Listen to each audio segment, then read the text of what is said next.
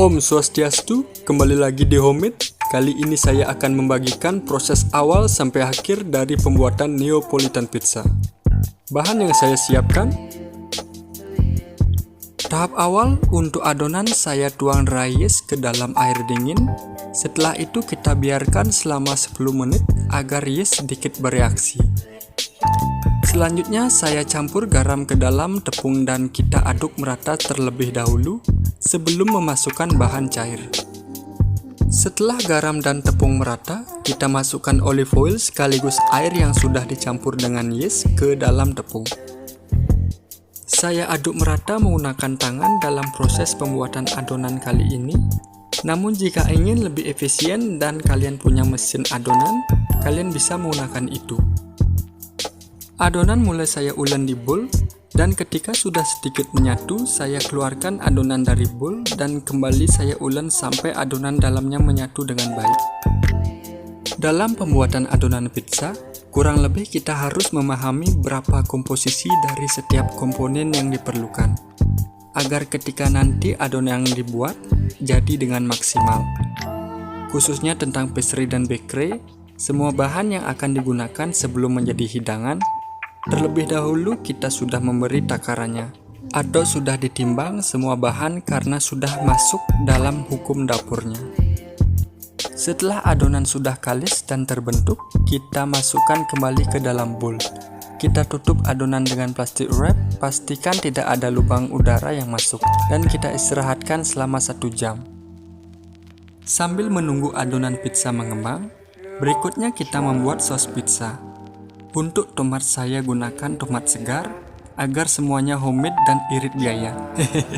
Namun jika mau lebih mudah dan cepat kerjanya, bisa menggunakan tomato peel yang dijual di pasar. Atau mau lebih simple dan sangat cepat lagi, kalian bisa menggunakan tomato ketchup, tidak perlu dimasak, plus tidak perlu di blender lagi. Untuk teknik pemotongan tomat sebelum direbus sebentar namanya tomato concasse. Tomat dipotong lurus bagian kepalanya dan dipotong silang pada bagian pantatnya. Fungsinya ketika direbus sebentar agar gampang menghilangkan kulitnya. Bahasa Bali kasarnya sing mekekeh. Wow, mantap sulap abal-abalnya. Oh iya, saya yakin pasti kalian lupa. Mumpung masih lanjut menonton, jangan lupa di like jika video ini bermanfaat untuk adik-adik, kakak-kakak, ibu-ibu, bapak-bapak, nenek-nenek, kakek-kakek kalian. Jangan ragu membagikan, jangan takut berkomentar, dan jika ingin mendapatkan notifikasi pertama tentang channel ini, jangan lupa klik berlangganan. Namun jika video ini kurang memuaskan, cari pasangan. Hehehe, mari kita lanjutkan. Kita kupas semua tomat yang sudah selesai direbus. Kembali sedikit tentang merebus sayuran. Usahakan selesai merebus gunakan air es untuk merendam sayuran agar suhu dari item yang dipanaskan cepat dingin, tidak cepat basi dan warnanya tetap terjaga. Setelah itu kita masukkan tomat ke dalam wadah blender. Kita tambahkan dry oregano, daun basil, garam, gula dan lada hitam. Kita tutup dan blender sebagian bahan yang dimasukkan. Namun bahannya tidak mau ke blender. Saya tekan-tekan dengan sendok agar bisa ke blender. Untuk tekstur saus yang saya gunakan lumayan halus. Warna dari saus tomat segar hasilnya sedikit coklat karena ditambahkan dengan daun basil dan oregano. Dan saya tidak masak lagi saus tomat untuk pizza. Untuk seasoning bisa menyesuaikan selera.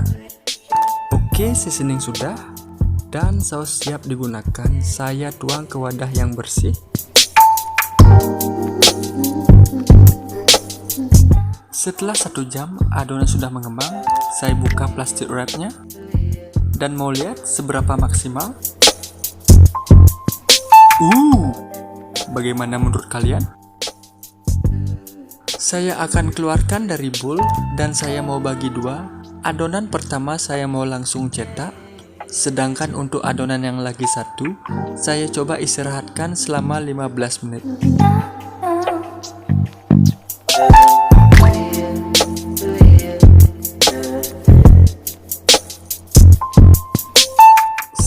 ulen dan bentuk adonan sebelum saya pipihkan menggunakan tangan.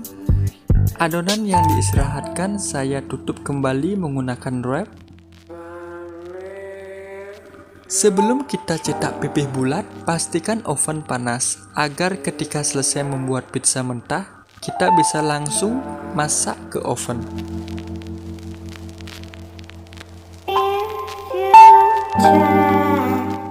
Bih, harus gitu ya? Kita taburkan tepung di bawah adonan dan adonannya juga. Prosesnya ada dua membentuk bulat lebar. Yang pertama bisa menggunakan tangan. Kita tekan-tekan untuk dipipihkan. Sehabis itu bisa menggunakan teknik memipihkan ujung adonan pizza dengan posisi tengah antara ujung jempol dan jari telunjuk. Setelah adonan pizza sudah terbentuk pipih bulat lebar, kita beri saus di atasnya. Kita tuang secukupnya dan diratakan ke seluruh bagian adonan. Saya pindahkan ke baki. Saya pindahkan lagi ke rack.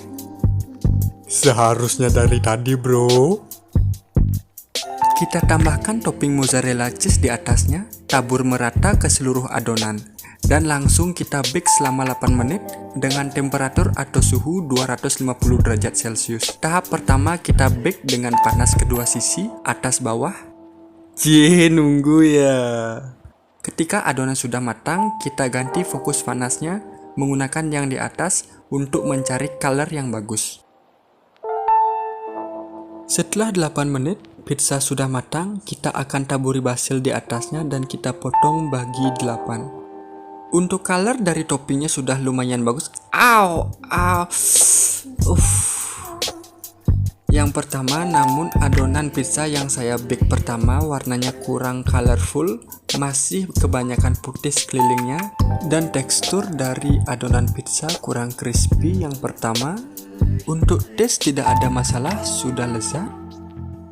Percobaan pizza margherita pertama selesai. Untuk penyebutan lain Neapolitan pizza ini lebih tepatnya margherita, bukan margarita. Sebab jika penyebutannya margarita itu adalah koktail, bukan pizza. Sekali lagi untuk taste sudah mantap, namun saya akan perbaiki di pizza kedua. Adonan pizza kedua yang sudah di resting lagi selama 15 menit lebih fluffy dan mengembang. Langkah pertama saya akan pipihkan sebentar menggunakan rolling pin. Sehabis itu saya lebarkan dan jangan lupa memberi sedikit taburan tepung pada pizza.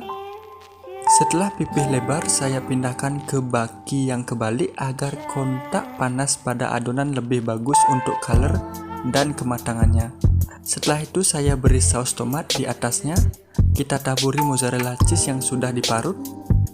Untuk bake pizza yang kedua lebih lama sekitar 15 menit untuk kematangan keseluruhan dan 5 menit untuk colornya. Pizza mentah saya masukkan ke oven.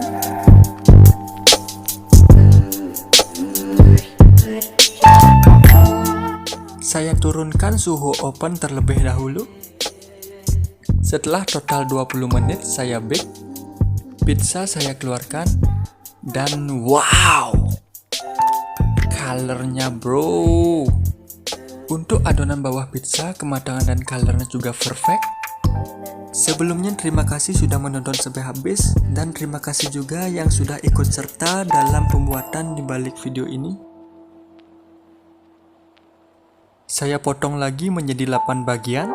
Saya taburi slice basil and done pizza margherita. Sekaligus menutup episode kali ini. Jangan lupa like, comment, share, and subscribe jika channel ini bermanfaat.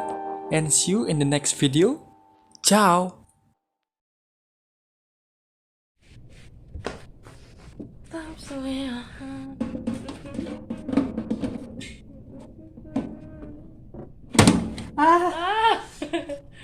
Apa kan?